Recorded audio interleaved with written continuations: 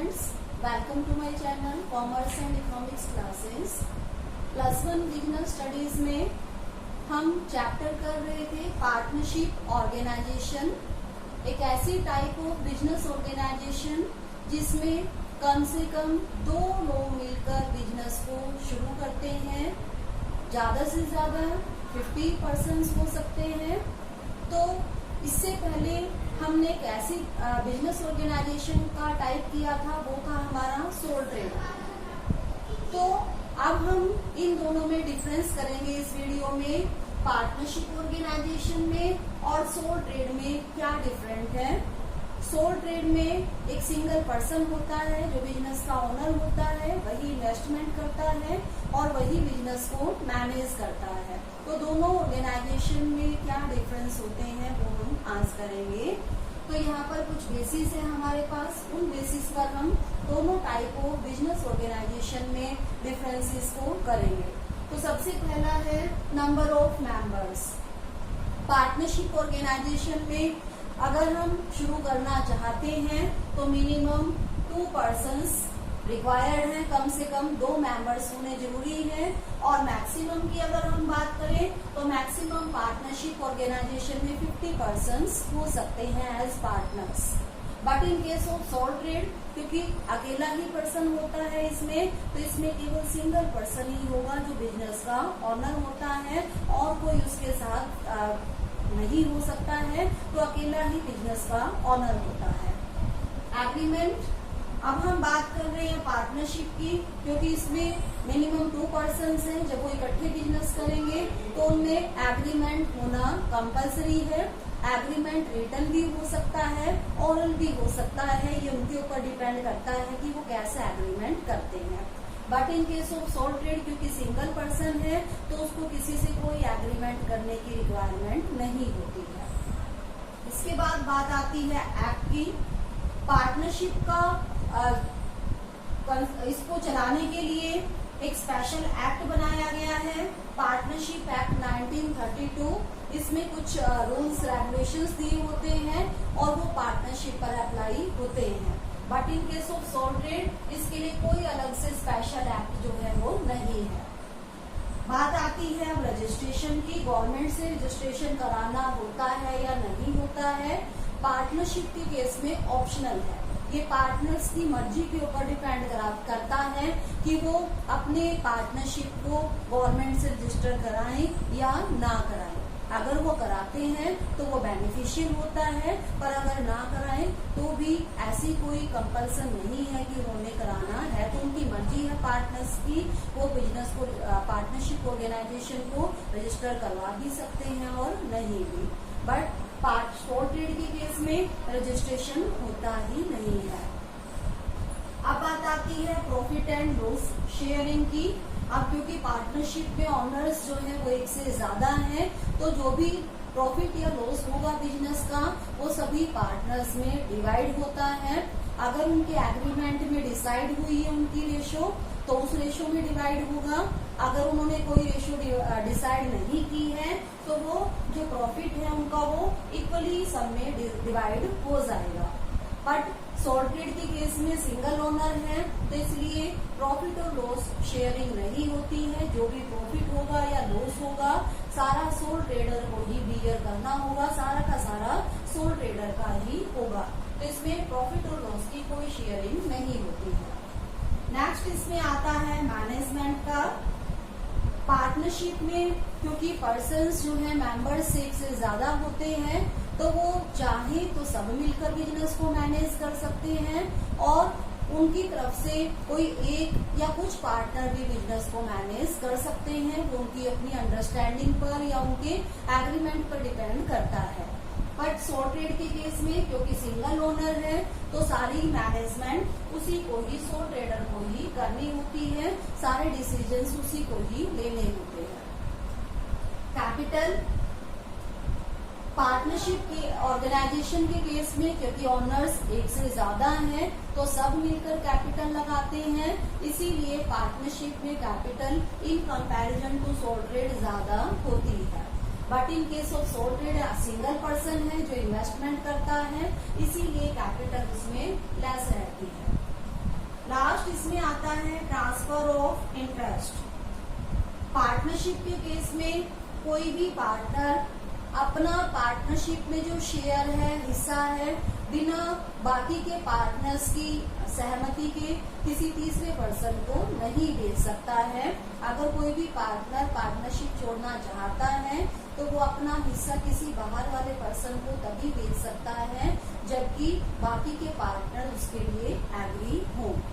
But in case of sole trade में ऐसी कोई परमिशन की रिक्वायरमेंट नहीं है, क्योंकि सिंगल ओनर है तो वो जब मर्जी चाहे अपने बिजनेस को बेच सकता है, उसको किसी से कोई परमिशन लेने की जरूरत नहीं है।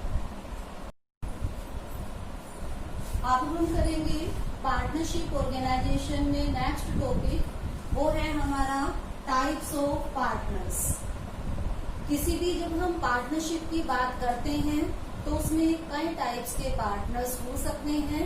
उनको मेनली हम दो कैटेगरीज में डिवाइड करते हैं।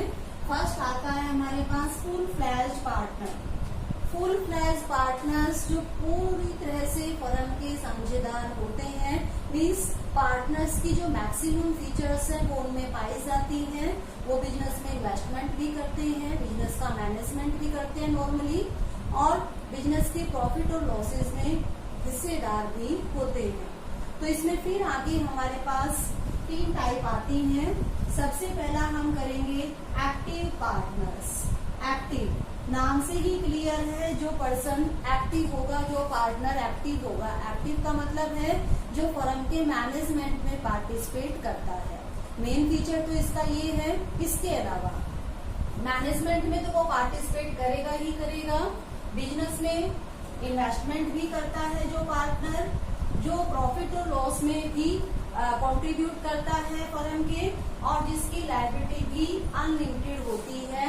ऐसे पार्टनर को हम कहेंगे एक्टिव पार्टनर या सक्रिय साझेदार। तो ये सभी फीचर्स एक एक्टिव पार्टनर में होती हैं, या किसी भी पार्टनर को हम एक्टिव पार्टनर तभी कहेंगे जब उसमें ये सारी फीचर्स होंगी। मैनेजमेंट में भी पार्टिसिपेट करेगा, इन्वेस्टमेंट भी करता है, प्रॉफिट और लॉस में भी वो उसका हिस्सा होगा, और उसकी लायबिलिटी भी अनलिमिटेड होती है। तो नेक्स्ट टाइप हमारे पास आती है स्लीपिंग और डोरमेंट पार्टनर। स्लीपिंग का मतलब है सोया हुआ, मीन्स जो कोई काम नहीं कर रहा है। डोरमेंट मीन्स सुस्त, जो कि कोई काम नहीं करता है। तो एक ऐसा पार्टनर जो फर्म की मैनेजमेंट में पार्टिसिपेट नहीं करता है, तो उसको हम कहेंगे स्लीपिंग और डोरमेंट पार्टनर। इसके अलावा वो बिजनेस में इन्वेस्टमेंट भी करेगा, प्रॉफिट और लॉस भी शेयर करेगा, उसकी लायबिलिटी भी अनलिमिटेड होगी, but no participate in management. वो मैनेजमेंट में कोई पार्टिसिपेट नहीं करता है। तो मैनेजमेंट में इसका पार्टिसिपेशन नहीं होता है। एक्टिव पार्टनर के कंपैरेटिवली इसमें एक ही बात नहीं है, वो है कि ये मैनेजमेंट में पार्टिसिपेट नहीं करता है। बाकी सारी फीचर्स एक्टिव पार्टनर वाली इसमें होंगी। तो ऐसे पार्टनर को हम कहेंगे स्लीपिंग और डोरमेंट पार्टनर। थर्ड टाइप है इसकी सीक्रेट पार्टनर। सीक्रेट मीन्स जो पार्टनर सीक्रेट है, जिसके बारे में आम पब्लिक को पता नहीं है कि वो पर्सन फर्म का पार्टनर भी है। उसका नाम जो है, कई बार कोई पर्सन चाहता है कि मेरा नाम ना आए, तो उसका नाम जो है सीक्रेट रखा जाता है। ऐसे पर्सन को, ऐसे पार्टनर को हम कहेंगे सीक्रेट पार्टनर। इसके अलावा उसकी केवल आइडेंटिटी ही सीक्रेट होती है। इसके अलावा वो इन्वेस्टमेंट भी करता है, मैनेजमेंट में भी पार्टिसिपेट करता है, प्रॉफिट और लॉस में भी शेयर करता है, लायबिलिटी भी अनलिमिटेड होती है। तो जो एक्टिव पार्टनर की फीचर्स हैं वो सब इसमें पाई जाती हैं। इसको हम सीक्रेट पार्टनर इसलिए कहते हैं क्योंकि उसकी आइडेंटिटी को डिस्क्लोज नहीं किया जाता है। जनरल पब्लिक को ये पता नहीं होता है कि वो पर्सन फर्म का पार्टनर है। तो ऐसे एक्टिव पार्टनर को हम सीक्रेट पार्टनर कहेंगे, जिसकी आइडेंटिटी को डिस्क्लोज नहीं किया जाता है। तो ये तो थे हमारे फुल फ्लैश पार्टनर की 3 टाइप्स। इसके बाद नेक्स्ट हमारे पास आते हैं not full flash partners. Full fledge partners में मोस्टली ये सभी फीचर्स पाए जाते हैं। मैनेजमेंट में पार्टिसिपेशन का, इन्वेस्टमेंट ऑफ कैपिटल का, sharing of profit and loss का और अनलिमिटेड लायबिलिटी का। चारों फीचर्स मोस्टली वो एक्टिव फुल फ्लैज पार्टनर्स में होते हैं। तो हम बात कर रहे हैं नॉट फुल फ्लैज पार्टनर्स की। तो नॉट फुल फ्लैज पार्टनर्स वो पार्टनर्स होंगे जिनमें ये चारों फीचर्स नहीं पाए जाएंगे। कोई सा भी फीचर अगर इसमें से मिसिंग होगा तो उसको हम नॉट फुल फ्लैज पार्टनर्स की कैटेगरी में इंक्लूड करते हैं।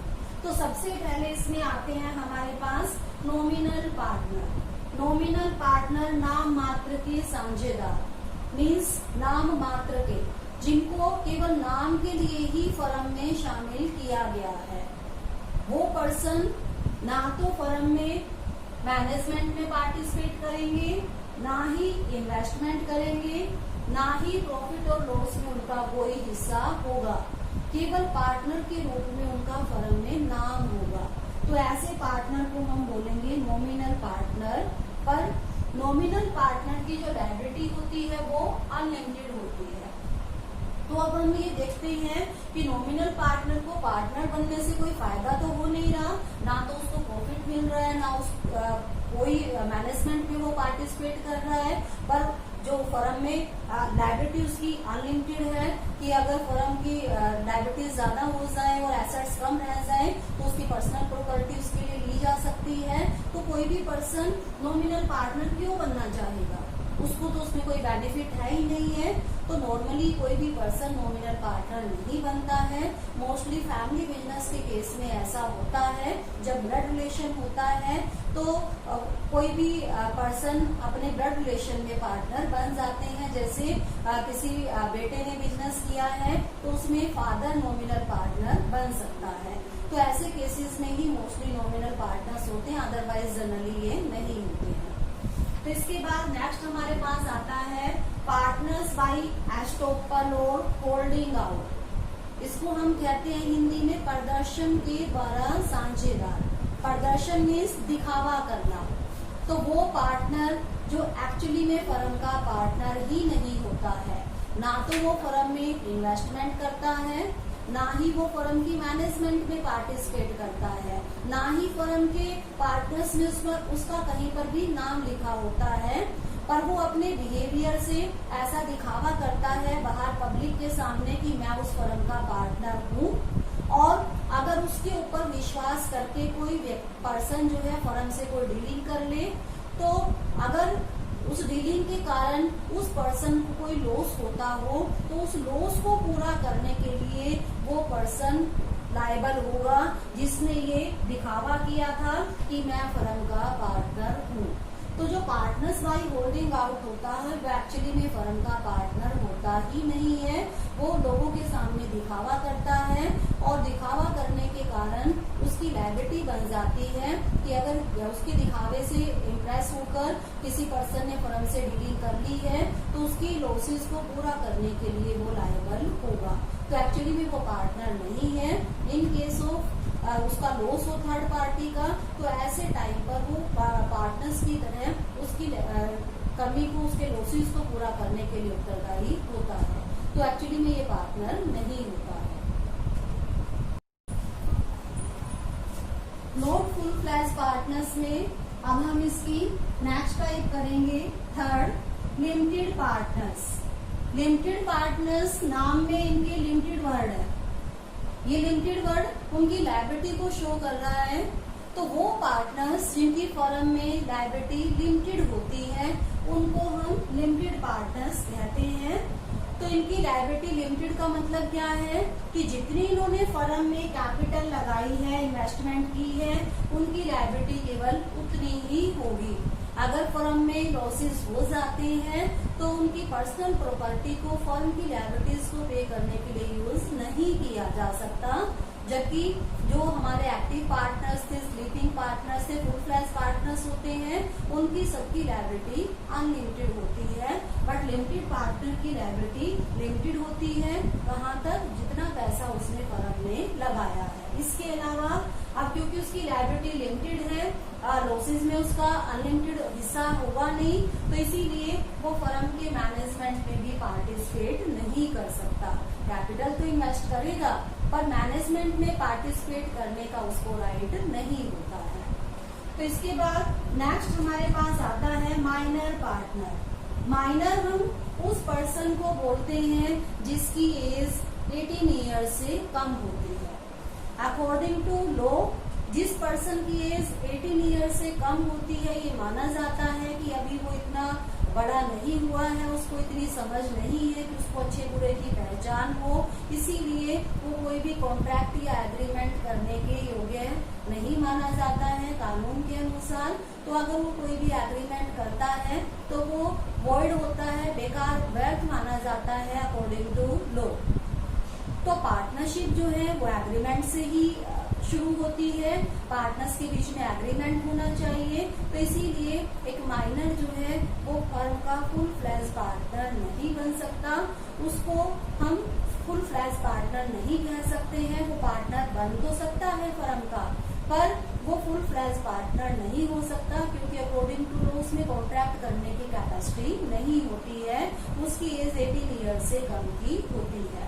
तो जो माइनर है अगर हम उसको पार्टनर बनाते हैं तो उसकी लायबिलिटी लिमिटेड होती है, जितना पैसा उसने इन्वेस्ट किया है उतनी ही उसकी लायबिलिटी होगी, उससे ज्यादा नहीं होगी। इसके अलावा उसका जो हिस्सा होगा वो केवल फर्म के लाभों में ही होगा। अगर फर्म में कभी लॉस होता है तो उसमें उसका कोई हिस्सा नहीं होगा। तो इसके बाद नेक्स्ट हमारे पास आता है partners in profits only. Minor जो है वो भी केवल प्रॉफिट्स में ही पार्टनर होते हैं। ये जो हम टाइप कर रहे हैं पार्टनर्स इन प्रॉफिट ओनली, ये माइनर होने जरूरी नहीं है, ये मेजर भी हो सकते हैं। मीन्स 18 साल से ज्यादा के वो पार्टनर भी हो सकते हैं जो कि केवल प्रॉफिट में ही हिस्सेदार होते हैं, उनका लॉसेज में कोई हिस्सा नहीं होता है। ये तभी हो सकता है जब पार्टनर्स का आपस में एग्रीमेंट होता है। और अगर कोई पार्टनरशिप फॉर्म में लिमिटेड प्रॉफिट्स में पार्टनर है तो कोई ना कोई पार्टनर ऐसे भी होने चाहिए जिनकी लायबिलिटी अनलिमिटेड होती है।